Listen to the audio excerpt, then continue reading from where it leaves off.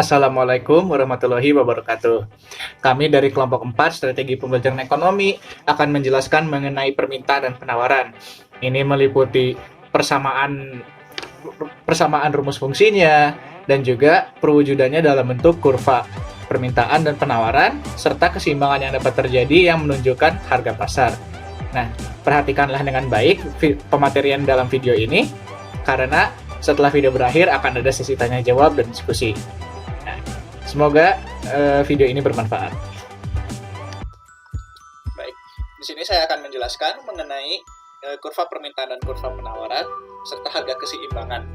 Nah, sebelumnya sudah dibahas mengenai persamaan dari permintaan dan penawaran itu.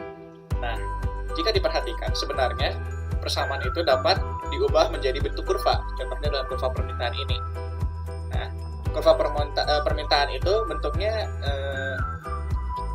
miring ya, slope-nya atau kemiringannya itu bersifat berbanding terbalik. Nah, artinya semakin tinggi harganya, maka jumlah barang yang diminta itu semakin sedikit. Mengapa demikian?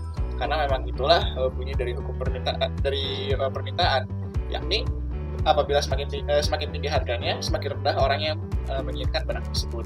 Sehingga bentuk kurvanya itu menunjukkan hubungan berbanding terbalik. Nah, jika dalam persamaan biasanya dapat dilihat dalam bentuk ada hubungan negatif atau ada sifat negatif dari variabel P-nya. Selanjutnya ada di kurva penawaran. Nah, berbeda ya dengan kurva permintaan. Kalau kurva penawaran hubungannya berbanding lurus antara harga dengan jumlah permintaan. Nah, karena hukum penawaran itu adalah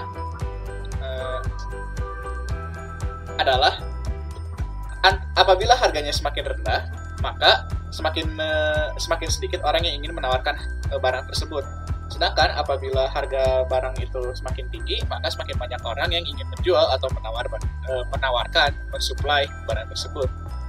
Nah, kalau dalam persamaan biasanya dalam ini berupa variabel P-nya itu ada tanda plusnya atau bersifat positif. Ini menggambarkan hubungannya antara harga dengan jumlah barang itu yang bersifat positif atau saling membantu. Semakin tinggi harganya, maka semakin tinggi pula banyak orang yang ingin menawarkan barang tersebut. Nah, apabila kedua kurva itu digabungkan, maka akan ditemukanlah yang namanya kurva harga keseimbangan. Kalau kita lihat, nah, titik E itu adalah titik di mana berpotongannya antara kurva permintaan dan kurva penawaran. Inilah yang kita sebut sebagai istilah harga pasar, harga equilibrium ini. Nah, jika kita lihat juga tabel di sampingnya, pada harga tertentu ada persamaan antara kuantitas yang diminta dengan kuantitas yang ditawarkan.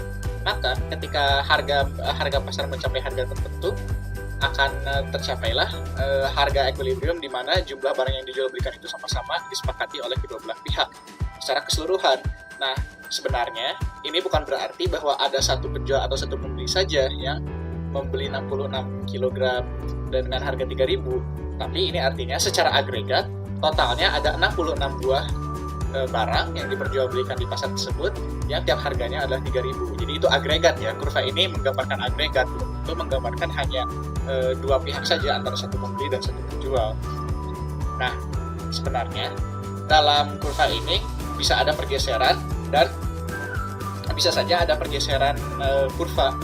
Ini bisa disebabkan oleh misalnya kalau ada subsidi dari pemerintah yang membuat lebih murah untuk memproduksi barang, artinya kan biaya produksi lebih murah sehingga orang lebih mau ya banyak yang memproduksi barang itu sehingga penawarannya tinggi. Atau misalnya ada barang yang dipajak oleh pemerintah, jadi lebih sedikit orang yang mau membelinya karena harganya kan jadi mahal karena adanya pajak tersebut. Nah, demikian yang bisa saya jelaskan mengenai kurva permintaan, penawaran, dan harga keseimbangan yang bisa muncul karenanya. Demikian pematerian yang dapat kami sampaikan. Terima kasih atas perhatiannya. Sekarang, mari kita lanjutkan ke sesi diskusi dan tanya jawab.